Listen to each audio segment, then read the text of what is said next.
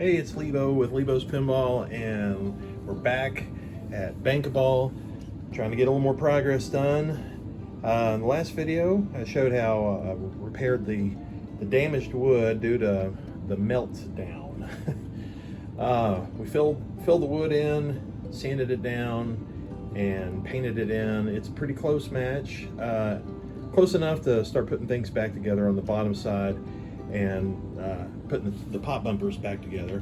And so first thing before we start putting all the pop bumpers back together, let's take a look again at the play field. You know, I showed an earlier video where I showed about how I get ball tracks out and kind of polish the paint.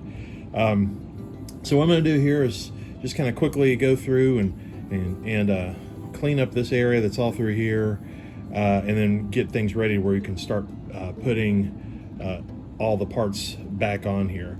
And one thing I wanted to mention, so here's an example of what came off. So if you haven't ever done rebuilt a pop bumper before, here's basically what's involved. You've got, well, if I can get this apart, you've got a base. Let's see if I can get this screws are kind of holding together. There's a base here, this red piece. There's the spring. It's a centering spring that basically it centers the skirt, which is the piece that the ball hits, and as it hits that, you can see that little stem at the bottom that it moves. That's what actually sits inside of a little piece that looks like a spoon that's tied to a switch. Whenever you move that, that's what triggers the pop bumper. And when it triggers the pop bumper, it pulls down on these rods that are connected to the ring. They call this a rod and ring. It's all manufactured together, and everything is all, I guess, kind of held itself together. I guess that's the right way to say it, with this actual body here. And of course, what also goes down inside is you'll have a light bulb holder, and of course the bulb, and then the cap. And so that's everything here basically with the pop bumper from the top side. Of course, when you get down the bottom side, you're going to have the bracket and the solenoid and the switch. And I'll show that here again once we move to the bottom. But I figured I would show you not only just, I'm going to do a real quick clean on this. I won't focus on a lot of time on that, at least for this video. I'm going to get it right, but since I've already done videos on that, I'll just kind of skim past that as far as the video is concerned. But then just show you, about putting this back together. The other thing I wanted to mention, so light bulb holders on these older Gottlieb and Williams games, a lot of them used a light socket that uses bayonet bulbs, and the way it goes in and turns, it doesn't really lock in like how a lot of bayonet bulbs do now, with the little side pins that basically kind of it springs down and hooks in, which is actually a really good connection. The older style is just it's just not very good, and I'll dig one up here and show it here in a second. But what I'm switching over to, instead of having that, which is just not a good design, switching over to the wedge style bulbs. It's much better design as far as holding the bulbs, not having bulbs go out, not because they're burned out, but just because the connection is poor. So anyways, time to start cleaning.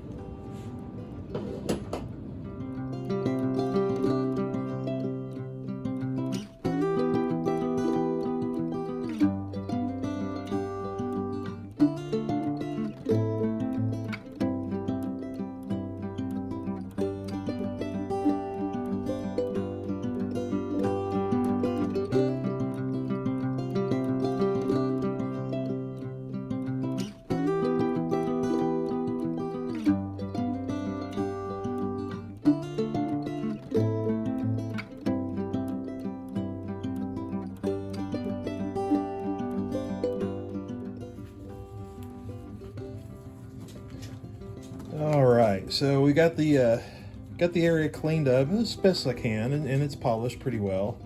I'm actually going to put a little bit of wax right under this area here, since it'll be kind of hard to get to later. I'll probably rub that on here in just a second, let it sit up and dry it off. I will point out, you can see right here, maybe just faintly, a little bit of darkness. I did try rubbing that pretty well, but I don't want to go too far because I'm afraid I might start rubbing some paint off. It's really not bad. It looks a lot better than what it did.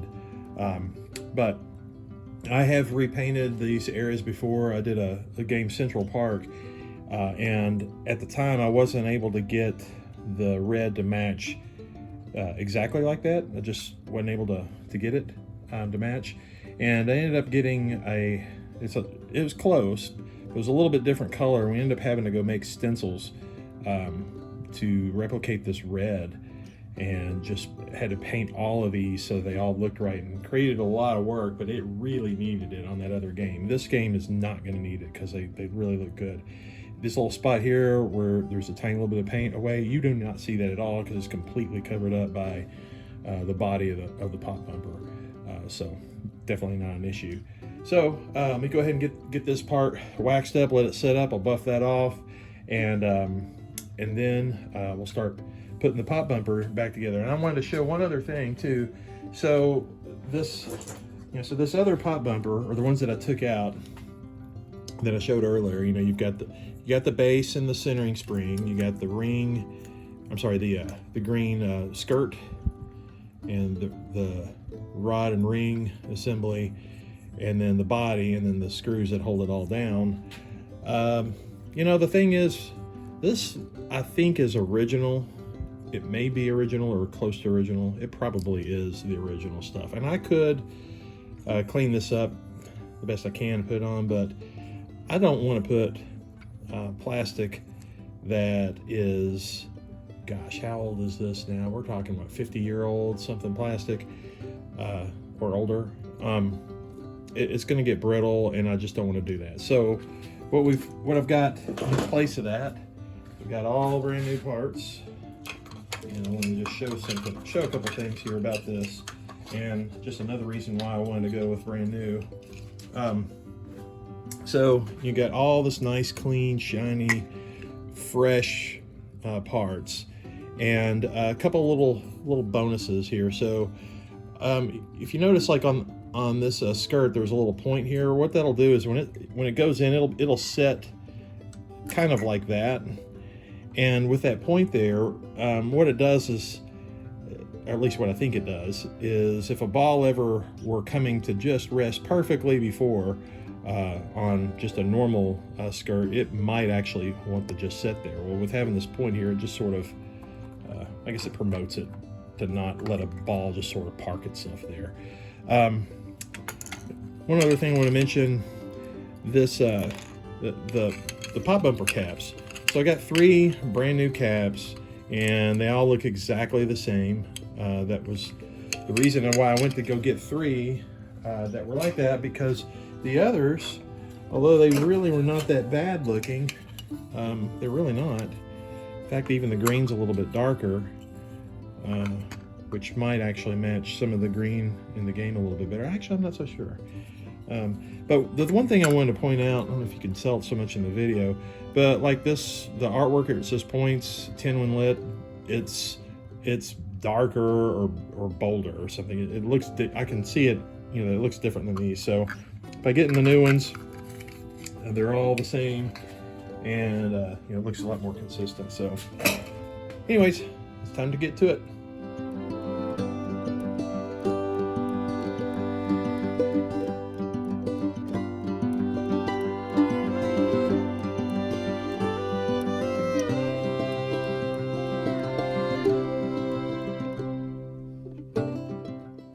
Okay, now we got the this area of the playfield polished, waxed, and ready to put the top part of the pop bumpers back together. So let's start out here with again, these fresh new parts. Here's the pop bumper base, and you'll notice that there's this pocket here in the middle. That's where this the skirt centering spring that's going to drop right in. You'll notice that there's this raised boss area here, and then a recessed area. The raised boss area, that's where part of the light contact stems, they'll actually pass through each one of these. And then the screw that mounts the body and everything all together will pass through these. So where this is going to actually position on here, You see these recessed areas here, these little cutouts. That's again where the light stems are going to go through, and you can see the screw holes here. So it's going to end up setting something a little bit like that. Okay, so the next piece that you need to have is the actual skirt. And so with this, if this is going to be positioned like that, you know that the skirt with the little pointer going that direction, it's going to end up dropping right about like that. So now that shows you which pieces are popping through which holes. Okay, let me set this to the side for a minute because there's something I wanted to show you also. So the next part that we're going to be putting in place is the rod and ring. Now here is the original one. I don't think I showed this earlier. I've actually got some new ones, but normally what I would do if they're okay is that I would take them out, and while I've got them out, this whole surface, this is where it's going to end up hitting the ball all the time. And while you have it out, just going to one little tiny detail is I like to buff this on the wheel and polish it to where it's really smooth. It just promotes it to be a little more lively pop bumper. I don't know that it makes that much difference, but heck, while you got it out, may as well do it. This one though, you notice this is kind of rusty all through here, and I ended up just buying brand new ones. They're already nice and polished, and they were pretty cheap. So we're gonna go with that. We're gonna go with those fresh new ones. So here we go. We've got, again, this part that we put together so far with the base, the spring, and the skirt. And so now we know that this is going to be dropping right through here. And so then next up, what we'll have is we'll actually take the base itself. And the base is got, you'll notice that there's a little bit of a raised area there, and then there's some recessed areas. The recessed spot, that's where the screws are going to go. And the raised area, that's where the little stems from the light socket will go through that. So with that in mind, we know that this should go together kind of like this. So let's get this back down through here and start getting into position. Now I've got some stuff on the bottom side that I still need to go remove. I started putting some things together in the bottom and kind of got ahead of myself, and I haven't taken them back off. But this is basically it's basically the position so far that it's going to go in. Let's go ahead and we can go ahead and drop these screws in. I think it seems like this isn't going to sit totally right. You have to go get to the bottom. Oh no, wait, there it went. Okay. Yeah, we'll have to make some adjustments. I have to pull some things apart from the bottom to get the seat totally right. But I think we can go ahead and start dropping the screws in.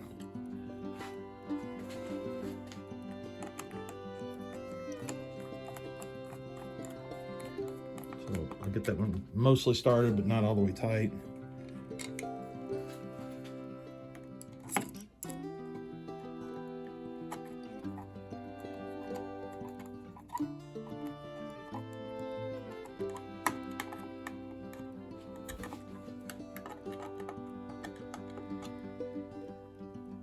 Okay, so these screws, you do want to get things pretty snug. I mean, with the pop bumper banging around all this, you start getting screws that might want to loosen up. I have had some pop bumpers that loosened up a little bit over time. And part of it is the screw holes. If they start to get kind of wallowed out, it's a good idea to take a toothpick and a little bit of wood glue and slip that down in the hole. It helps fill in some of the missing wood, so when you run a screw in there, it gives it a little bit more to bite and really keep it good and tight. After this is all put in place, the next thing we're going to do is actually slip the light socket down, and again, I can't go all the way down until I start clearing out the bottom. So I'm going to flip it over, remove the stuff on the bottom, get this back totally in place, and then we'll take it from there. Okay, so I've got this all in position now, right? So the socket's seated all the way down. The ring is moving easily, smooth through here, and the centering spring is working great on the skirt. So next up, it's going to be time to actually flip it over and show about building things up from the bottom side. Okay, so now we're on the back side of the play field, and here is this. Here is the the rods coming from the ring, positioned through here, and these are those stems from the light sockets. So as I pull them through here, what I'm wanting to do is actually pull and bend these out to the side. This one is going to actually connect to this ground strap, or this, actually it's not a ground strap, it's just a, I think that's actually providing the power if I remember right. Well, it's not ground. This is either the hot or the neutral, and that's the opposite. So totally getting this really botched up. But anyways, this has got to connect to that, and then this wire is going to be connecting to this. Now the way to do this, these are not only acting as contacts, but they're acting as kind of straps to hold everything down. So what you want to do is kind of pull it up so it's nice and snug, bend this over to where it's now kind of flush with it all. And if you take a staple gun, you're going to want to actually staple this back down. That's how it was originally. I'm going to see if I can tuck this underneath here. I can actually see the tiny little holes where the staple was before, so I'm actually going to try to aim for about that same general area. And the reason for that is that whenever this, when the solenoid and the whole bracket, when it goes back down, you don't want any of this metal here touching any of that. And that kind of goes even with the staple. You don't want to have the staple to where it's going to end up going up there and touching it. So get right about in this location, and then I'm going to, okay, got the staple dropped in. And then now this other side, this one will be maybe a little trickier. What I'll do is I'll see if I can slip this underneath, and if I can grab some pliers. Needle nose will work well. And pull this up like that. So now it's actually kind of even held there a little bit in place by that strap. But this is where it gets hard. This staple gun is not the actual best to be able to do this, but it's what I have. So if I get this right in this position and get that there, okay, it's dropped in place. If I need to, I can actually press some of this down a little bit further, but it's actually held in there pretty well. Okay, and so now we're going to solder this end to that strap. I can actually trim part of this off. And then the same thing over here, I'm going to solder this back down to that strap and trim that off. And then from there, then we'll then move over to the actual the solenoid. I'll show you how this goes together. I've actually kind of jumped ahead on this one, but we'll take you back through what's involved with that. So I went back and took this strap up because I realized that I needed to have this piece of insulation in. I went ahead and slipped a new piece on. The reason for that is that the solenoid bracket for the whole pop bumper, when it goes on here, I noticed that the way I've got this positioned, it's going to be actually really close to actually contacting this metal. So I went ahead and put that insulation around that. Okay, so while I'm here, the next thing I want to go ahead and start to show you is how does this all go back together. So with this bracket, I've already got the new solenoid. This is actually what they call a yellow dot, which I've used on the flippers just to give it a little bit more power. And I've never used it for a pop bumper before, but they make a yellow dot. I'm going to give it a try. It should be just a little bit more powerful. So the way it came, the sleeve was this way, and that's definitely not the way you want it. You want to take the flange. Good grief, I'm dropping everything. The flanged end, we're going to put that actually on this other side, because this is where the little coil stop right here that's actually going to set down where the flanged end is, and that leaves this tube, the sleeve, I guess, just poking out through there. And this is what actually is going to slip in place here. But before I actually go putting that back, this has actually got, there's a little yoke and this little,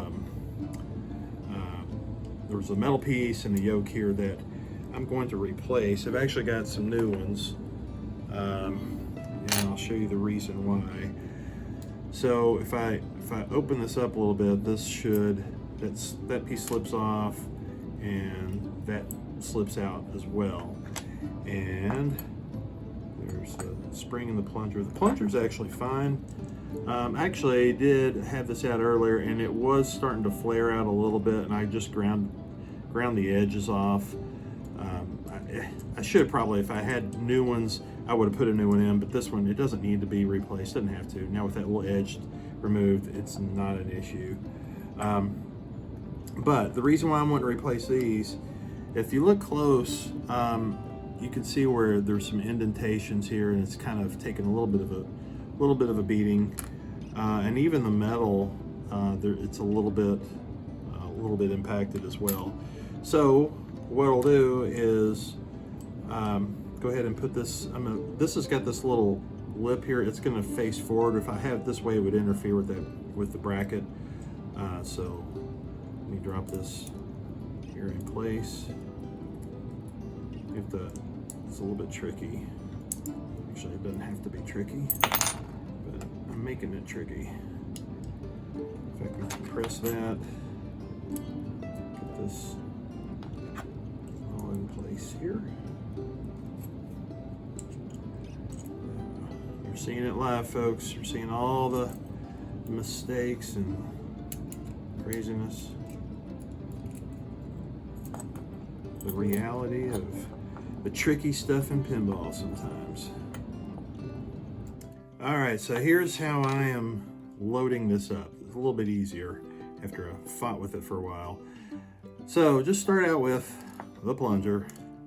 You can put this metal piece on there, and then put the, what do they call this, bake light or whatever. Have that piece on there, take the spring, slip it on, and now put it in there, and there we go. I fought with it quite a bit earlier, but this is seeming to go together easier. All right, so now that I have that in place, I'll just slip this back into the bracket, and what I'm trying to do is get the sleeve. I think I got it. I've got the, well, looks like it's a little bit crooked. There we go. So I've got the sleeve into this bracket, that little cutout area. So where that spring is, right behind that, the sleeve is pushing through. So while I'm keeping some pressure here with my finger, I want to flip this over, and I'll show you. So right there, there's the screw holes. There's two of them.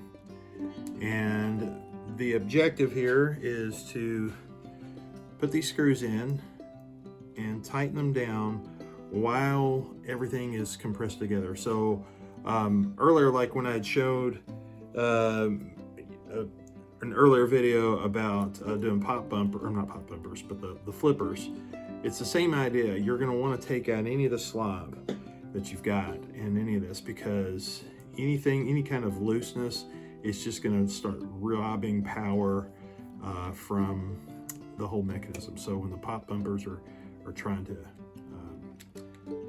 activate and pull that ring down, they'll just rob it of the power. So as I'm tightening this down, I'm keeping a little bit of pressure in that bracket, so it's all tightened in place there. It's a little tricky.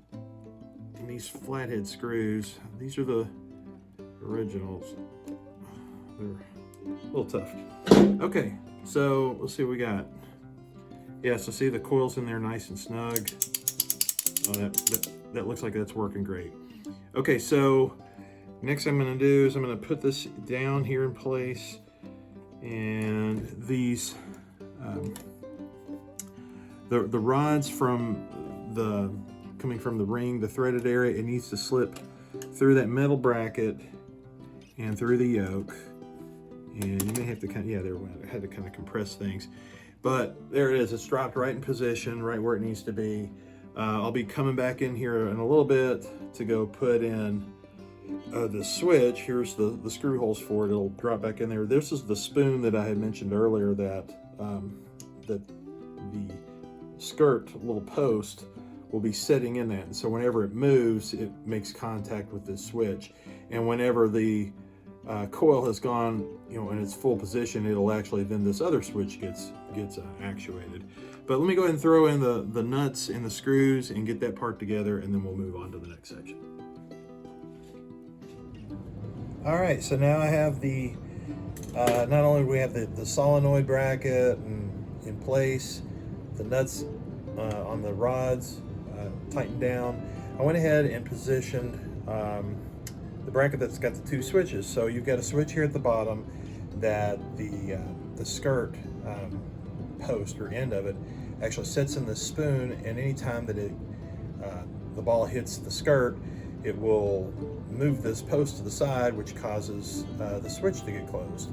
And then once the switch closes, that's telling the coil to then fire. So once it fires, it will then pull up, and then once it gets all this up position, then it hits this other switch, which then opens the circuit back up and releases the power on the solenoid, which allows it to basically reset.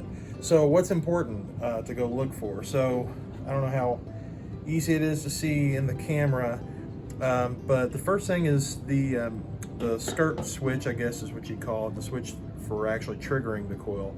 So you want to have that gap really tight, but not too tight. You want to have it so tight that ideally whenever the ball just hits the skirt, it's enough to where it actually closes that switch and that triggers it.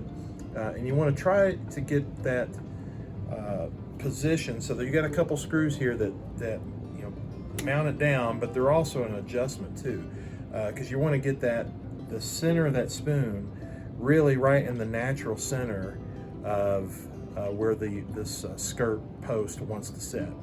That way, whenever the ball comes from any direction, it'll actually trip the switch. So I'm kind of trying it from different positions, and from what I can tell, it looks like just a little bit of movement, and it does actually close. Now it's not resting on there. That would be bad, because that means it'd be trying to fire the coil constantly. So I think I've got it right. Of course, once we get the game actually back up and running, more than likely, I'll have to kind of tweak on this gap a little bit more. I'll either need to just barely open it up a little bit, or if I can tighten it up, if I need to get a little more action, I will.